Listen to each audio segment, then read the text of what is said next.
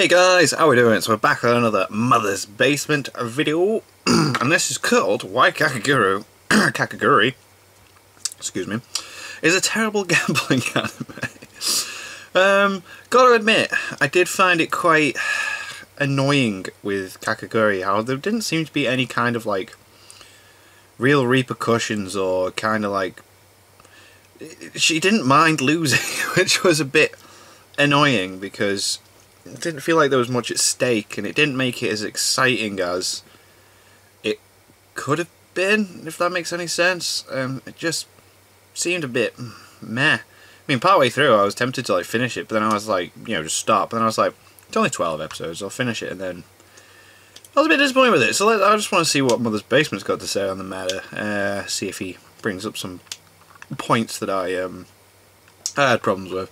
So this is why Kakegurui is a terrible gambling anime. There are few things more intense and exciting than a good gambling anime. The thrill of seeing people at their most desperate, risking everything they have, even their entire lives, on a roll of the dice. There was none of that. Of mahjong. The psychological battle that ensues when a great gambler tries to defy all the odds with a good bluff or form a strategy to take advantage of an opponent's cheat. At their best, gambling shows can be more nail-biting than the most epic of shonen battle anime. But sadly, we don't have a lot of chances to see them at their best. There are a few amazing psychological thrillers like Akagi and 1 Ounce, but there is just as much garbage like Rio Rainbow Gate, which disguises its lack of substance with giant anime titties. Before the start of the season, Kakegurui looked interesting because it seemed like it could go either way. On the one hand, it's chock full of hot anime girls, but on the other, they're not exactly moe pretty. The characters have a raw, over-sexualized look to their designs that's very reminiscent of Prison School and hentai. And underneath the screwball comedy, Prison School had a lot of strong psychological elements. So going into the first episode of Kakegurui felt like a coin flip to me. I wasn't sure if I'd be seeing another piece of empty-headed trash or the next great gambling masterpiece. As it turned out,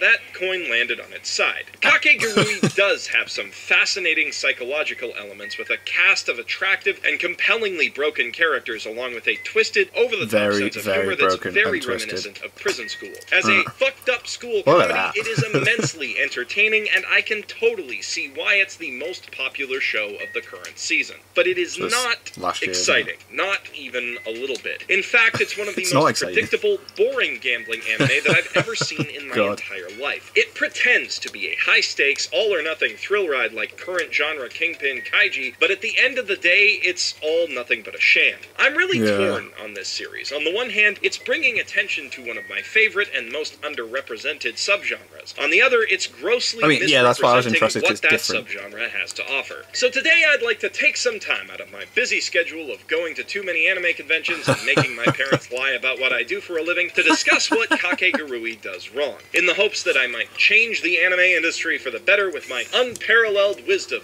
or at least help some of you understand why you might not be satisfied whenever the show decides to break out the cards. To figure out what makes Kakegurui a bad gambling anime, we first need to figure out what makes a good gambling anime. And while there are a few different factors, there's one thing that you absolutely need. Interesting stakes.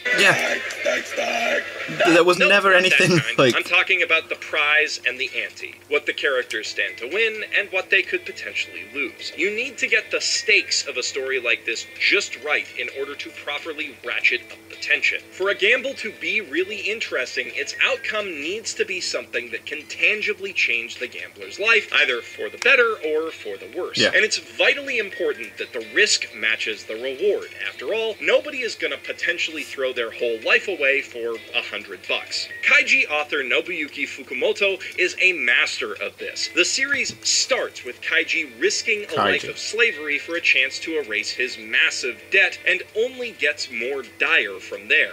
As the series goes on, we're introduced to the villainous Hyodo, a wealthy psychopath who gets his jollies watching people risk their lives for life-changing amounts of money that are basically pocket change to him. Shit gets real fast, but it never gets unreal, and that's important. In a gaming anime, you can't let the stakes of a match get so high that the story would have to end if the protagonist lost, because then the protagonist can't lose. Yu-Gi-Oh! Is pretty exciting for about 5 5 minutes until you realize that Yugi will only ever lose if someone like Kaiba blackmails him and he's got a safety net to fall back on. And it only gets worse as future games repeatedly risk the fate of the world on a hand of cards. If your hero always wins, you quickly lose that sense that anything could happen that is so essential to the thrill of gambling. Again, Kaiji is an amazing example of this in action. He does frequently bet his own life, but usually it's in increments. So he might win while losing an ear in the process, or maybe he'll end up 9.5 million yen in debt and get all the fingers on one of his hands chopped off. A good gambling show has to be willing and able to pull that trigger.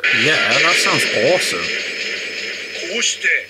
Kakegurui manages to get this wrong on both fronts. While its high-stakes games do involve massive sums of money changing hands, that's we all it never is, isn't get it? It's the just sense big that numbers. the money means all that much to protagonist Yumeko Jabami or almost anyone else in the world. Yumeko is as flippant about throwing away 1 billion yen as she is 10,000 or 100. She just doesn't care. And while that's an interesting character trait to watch, it doesn't do much to get us invested in whether she'll win Got or boring lose. really quick. For someone like Kaiji, winning means raising himself out of poverty, while losing means grave injury and spending the rest of his life trying to pay off that debt. For Yumeko, losing means that she'll get bullied a little, and one day she'll have to marry a rich guy who the student council president wants to control and who's kind of weird and creepy, but otherwise she's still rich and married and rich. Except not even that. It's later revealed that the 300 million yen, that's about $3 million, that Yumeko loses to the Culture Club is barely a fraction of her actual net worth, a sum that the manga has yet to nail down even 43 chapters in.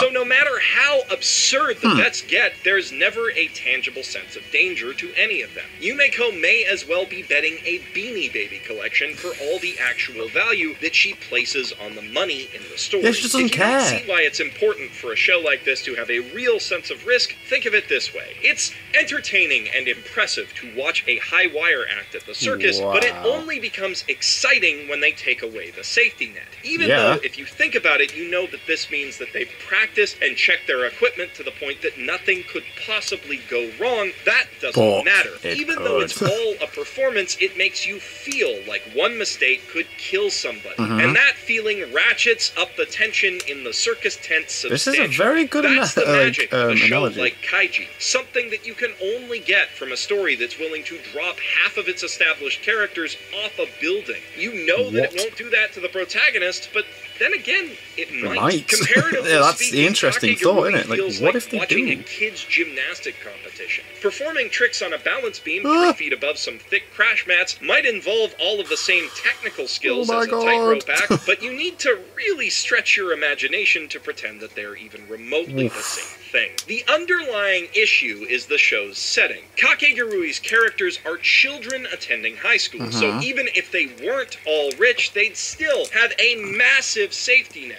They will always have a roof over their heads and food in their bellies, and most of them have parents to take care of them. It's basically impossible to put these characters in the same dire straits as anyone from Kaiji. The series seems to be aware of this problem, so often Yumeko bets more than money, which has the potential to solve it. But these bets either end up being over something intangible, like letting the president or school idol plan out her life for her, or being able to gamble again, or they end up being nothing more than a ruse. By chapter 43 of the manga, Yumeko has made 3 different bets where the loser will be killed. Of course, she can't lose these because it would be the end of the story, which is a problem in itself, but the bigger problem is that nobody else dies either. Without going into massive spoilers, in every scenario she finds a way to keep everyone safe, or discovers that there's some kind of secret safety feature that was there all along and the danger was only pretend.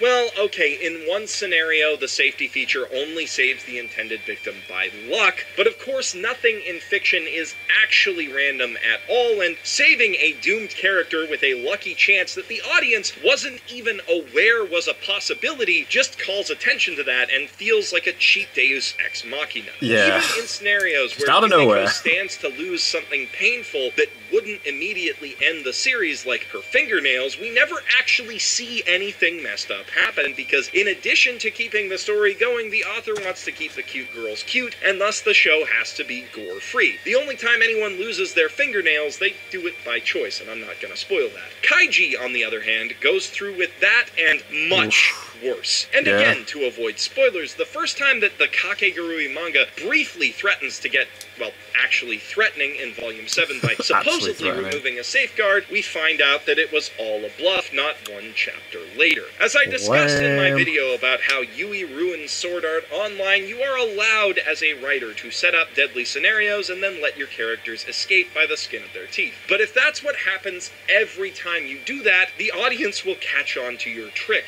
pretty quickly. Kakegurui has been going for over 1,600 pages, so the trick is pretty obvious at this point. Speaking of catching on to tricks, another important aspect of any gambling anime is strategy. Setting up the crazy variant dice game or glass tile mahjong game or high-stakes raffle that the characters will play is only half the excitement. After that, you have to figure out how they're gonna cheat. Because with people's lives and livelihoods on the line, of course they're not gonna simply leave everything up to chance. They will do everything they can to put fortune in their favor. At a basic level, that's going to involve card counting or bluffing and mind games. But where gambling anime get really exciting is when a villain, or sometimes hero, dreams up an insane cheat that boggles the mind. Cheats like these turn simple games of chance into intense battles of wits. One character has a devious strategy that their opponent can't possibly see through, and when the opponent inevitably does, they find a way to turn that cheat against them. But then they have to stop their adversary for figuring out that they know while employing their counter strategy, and sometimes that just puts them into a deeper trap. The it's old crazy. Friends, Diving into the they minds know, of players we like know, Akagi, that they Kaiji, know, or that we know. legendary gambler Tetsuya, and seeing them think through these problems is what makes their respective series so engaging. A single gamble in Kaiji can last half a season, but it remains interesting because of the crazy minutia of the minute-to-minute play. Plowing through one complicated game every episode or two, Kakegurui doesn't really have time for that. And that's a shame, because some of the gambles that the show comes up with are genuinely complex and interesting, or at least they could be interesting if there were ever any real danger to the characters. There's no The story stake. presents Yumeko as a bit of an enigma, so we don't actually have many chances to see inside her head at all. We are never privy to her master strategies until she reveals them to her opponent at the end of the gamble. More often than not, we see matches from the perspective of those opponents instead, listening to them inside their heads about their elaborate, unbeatable cheat before Yumeko reveals that she saw through it at the start of the game and was playing them all along. It feels a lot like watching BBC's Sherlock, where we're presented with a clever, seemingly unsolvable mystery and spend the whole episode pondering it, only to watch a pompous jackass pull a solution out of his ass at the last second, using information that we were never shown. There's no way we could have seen making that hero look smart and cool, instead of making the mystery feel satisfying. If you've got a spare hour, H-Bomber Guy made a fantastic and stupidly in-depth video about the problems with Sherlock, which I will link to in the doobly-doo and the end card. He's also got a really great video on Fallout New Vegas and 3 that you should check out. Gearing stories like this towards emphasizing the immense, unfathomable intelligence of the hero can be entertaining in its own right, but it sucks all of the fun out of the actual mechanics of the game or mystery. The audience quickly learns that there's no point in even trying to follow the rules or think about possible strategies, because the super clever hero will come up with something like launching Gaia the Dragon Champion into the castle's float ring using Catapult Turtle that they couldn't possibly have come up with. Literally, because they were never given the information that they would need to do so. No Game, No Life also has this problem to an extent, but the games remain exciting because they're so outlandish and well executed in terms of animation. And even if we don't see into Shiro and Sora's thought processes, the show at least gives us all the information that they use to formulate their plans. The Shiritori game with Jabril is wild and chaotic and enjoyable as a piece of random humor, but we see Sora drop that H-bomb at the beginning and remove Jabril's magic circuits, and we see him prime program her to say empty-headed academic before the game even starts. He even tells us to watch for something like this in the previous episode when he tells Steph that a game is won before it begins. Likewise, while the end of the Galgun battle feels like a bit more of an ass pull, the show goes out of its way to establish memory manipulation through magic as a tactical option with the Othello game. So using that on Steph feels valid. The only detail of the final plan that we're not actually given is the NPC movement patterns, though I think that they probably talk about those in the light novel and the fact that they don't make noise while they walk. Even if there was no way we could actually put all of that together, giving us the same info as the protagonist makes the show feel fair, which is important if a show wants to keep us engaged in its games. Kakegurui fails at that utterly, which means that the show is left to stand entirely on the strength of its characters, and to its credit, it does a really good job of fleshing them out and making them entertaining, but the actual gambling elements are handled so poorly that they might as well not be there at all. Yumeko and the President could be fighting each other with giant scissors or martial arts, or engaging in silly jailbreak shenanigans, or facing off in cooking contests for all of the difference it would make to our enjoyment of the show. That's an important point, though. The show is still immensely enjoyable and well put together for what it is. What it is just isn't a gambling anime at all. It's a high school comedy with a gambling theme. In a worst case scenario, I worry that it's gonna encourage more weak sauce copycats in the same vein, but I'm hoping that it might get more weebs interested in gambling anime as a whole, and that's why I made this video. If Kakegurui has piqued your interest and you want to see more shows like it, I suggest giving Kaiji a watch. I know it's not a looker and its 52 episode length is hella daunting, but if you watch just a little bit of it, I guarantee that you will find yourself hooked on a nail-biting thrill ride like no other. Well, no other except for Akagi, which comes from the same author and is also incredible. You can watch both Akagi and Kaiji on Crunchyroll. I'll put links in the description. And if you don't have a Crunchyroll Premium membership yet, you can sign up for a 14-day free trial I live on at Crunchyroll right now. I'm living on it. I'll tell you now, there are a few better uses of that trial period than a Kaiji marathon.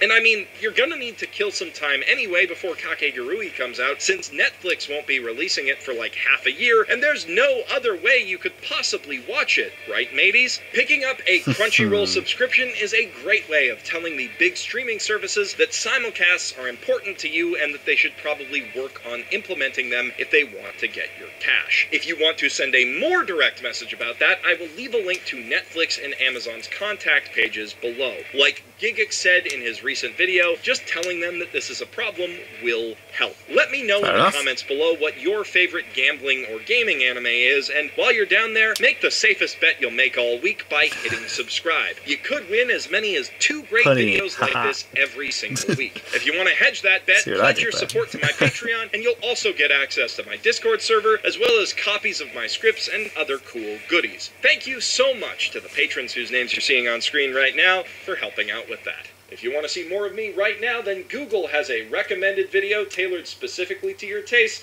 right up here. Or you can click down here for something that I personally recommend. And you can click my erogenous zone right in the middle of my chest to go to my podcast, the Weekly Weebcast. But if this canned outro is the last you see of me today, then I'm Jeff the professional shitbag, signing out from my mother's basement. Fair enough. Yeah, there was never any, like, real risk of losing, which was what made it annoying, but that Kaiji seems like it's got it going on. That's what you want to see. It's like, oh no, they failed. What will happen to them now? Nothing. Oh, okay. It's like, lame. So yeah, I think he's done one more video on Kakegurui, which I want to check out. I apologise if it's not like what you guys are interested in, but I watch the anime and I like to see what people have to say on the matter and have a nice little discussion on it. So I think it's like called Why Kakegurui is a Terrible Character Study as well. That'll be up in a couple of days in reaction to that. But anyway, thank you guys very much for watching. What did you guys think of that? What did you guys think of this? Click like, subscribe if you haven't already. Leave comments down below. Let me know what I shall watch and discuss in future videos. And I'll see you guys, yes, all of you guys, next time.